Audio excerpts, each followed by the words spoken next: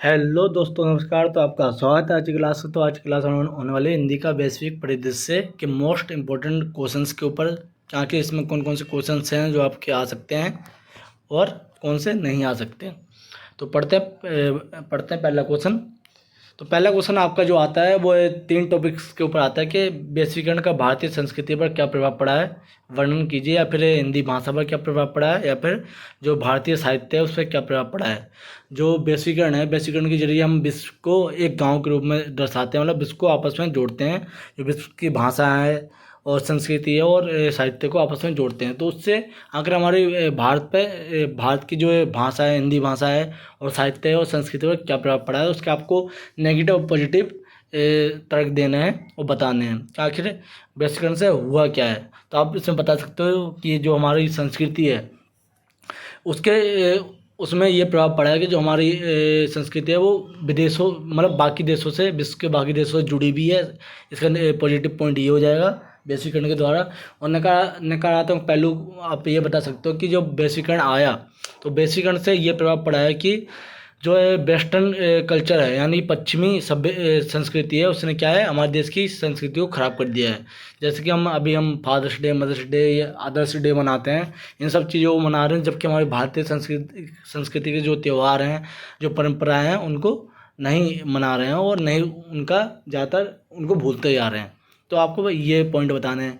हिंदी भाषा की बात करें तो आप इसमें सबसे बड़ा पॉइंट तो ये है कि अंग्रेजी भाषा को हम अधिक महत्व दे रहे हैं हिंदी भाषा के मुकाबले। आप देखते हो भारत जैसे देश में जो व्यक्ति हिंदी भाषा का प्रयोग करता है उसे ज़्यादातर गँवार बोला जाता है बड़ी बड़ी कंपनियों में। उनकी वैल्यू नहीं है। जिन लोगों को इंग्लिश अच्छे से आती है तो वो क्या क्या होती है, एमएनसी कंपनियों में उन्हें आसानी से जॉब मिल जाती है उनके इंग्लिश के बिहेव पे। तो आपको आज के ज़माने में वैश्वीकरण में ये होगा कि हिंदी को विश्व की भाषा के रूप में प्रदर्शित किया जा रहा है। जबकि अब बाकी देशों में बात करें तो अपनी भाषा को महत्व दिया जाता है, जबकि हमारे भारत देश में क्या होता है, हिंदी भाषा को इतना महत्व नहीं दिया जा रहा है। हम हिंदी भाषा को भूलते जा रहे हैं और अंग्रेजी भाषा जैसे पश्चिमी भाषा को अधिक महत्व दे रहे हैं। और तीसरा हमारा साहित्य, कि साहित्य पर क्या प्रभाव पड़ा है।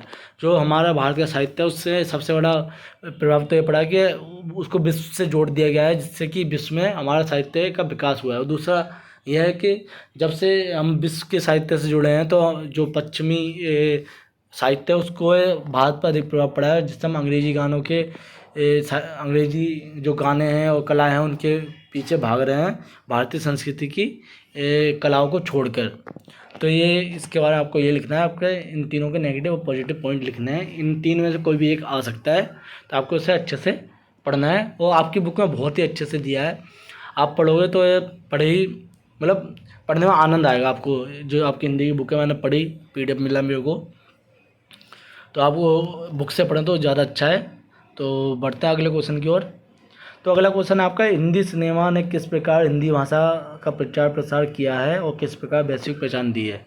जो है हमारा हिंदी सिनेमा है, तो उसने किस प्रकार हमारी हिंदी भाषा को विश्व से जोड़ा है, आपको ये बताना है। ये क्वेश्चन आता है, तो इसकी बात करते हैं तो आपको बताते हैं 1931 के करीब हमारे, मतलब 1913 से 31 के बीच हमारे देश में क्या सिनेमा का विकास शुरू होना प्रारंभ हुआ।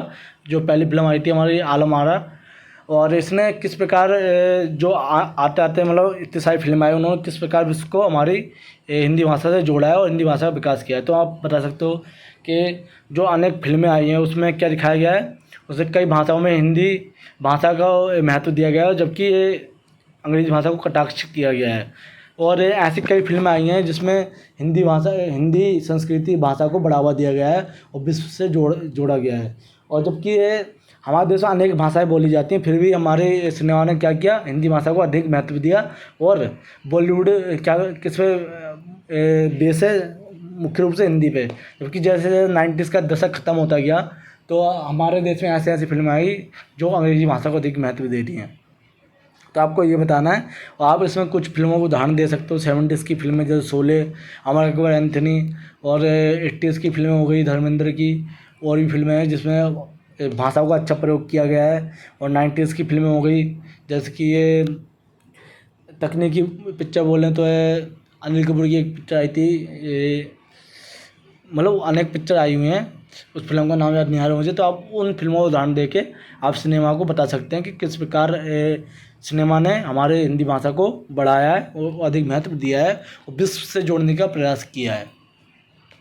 तो हिंदी भाषा के भी आपको नेगेटिव और पॉजिटिव पॉइंट बताने हैं कि इसके नेगेटिव पॉइंट क्या है और पॉजिटिव क्या है। पॉजिटिव में आप ये बता सकते हो कि जो है आप अपनी बुक खोले पढ़ेंगे तो उसमें कुछ ऐसी फिल्मों के नाम दिए गए हैं जिसमें कि हमारी हिंदी भाषा को अधिक महत्व दिया गया है।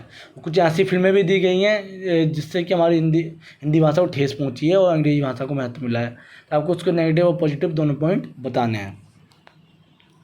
और क्वेश्चन नंबर 3 आपका जो आता है मोस्ट इम्पोर्टेंट क्वेश्चन है, तो भारत के अंतर्राष्ट्रीय हिंदी सम्मेलन की आवश्यकता पर अपने विचार लिखिए या किसी एक सम्मेलन के बारे में बताइए। तो ये आपका क्वेश्चन आता है, इन दोनों में से कोई भी एक आ सकता है, अधभा में आते हैं। तो आपको ये बताना है कि जो हिंदी के लिए अंतर्राष्ट्रीय सम्मेलन होते हैं वो क्यों किए जाते हैं। तो इसके आपको कारण बताना है या फिर कौन कौन से सम्मेलन हुए हैं। तो इसके कारण क्या हो सकते हैं, हिंदी भाषा को बढ़ाने के लिए, हिंदी संस्कृति को बढ़ाने के लिए, हिंदी संस्कृति को विश्व में जो कैसे जोड़ा जाए इसलिए सम्मेलन किए जाते हैं और इसका एरिया कैसे बढ़ाया जाए। तो इसलिए भारत में अंतर्राष्ट्रीय हिंदी के सम्मेलन किए जाते हैं। तो इस चीज़ के बारे में आपको बताना है।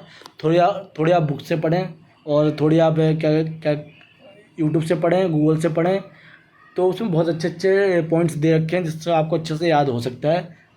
और इसके नोट्स मैंने इसलिए नहीं बनाए क्योंकि हिंदी के नोट्स क्या ही बनाएं, आपकी बुक में इतना प्यारा दे रखा है, इतना रोचक शब्दों का प्रयोग किया गया है जिससे आपको पढ़ने में भी आनंद आएगा और आप पढ़ के ही इस पेपर को दे सकते हो।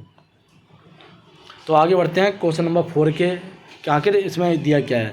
वर्तमान में हिंदी भाषा के प्रचार प्रसार में योगदान देने वाले संस्थानों की भूमिका का उल्लेख कीजिए। तो आपको ये बताना है कि आखिर कौन कौन से संस्थान हैं जिसने हिंदी भाषा को बढ़ावा दिया है और इसका उल्लेख किया गया है।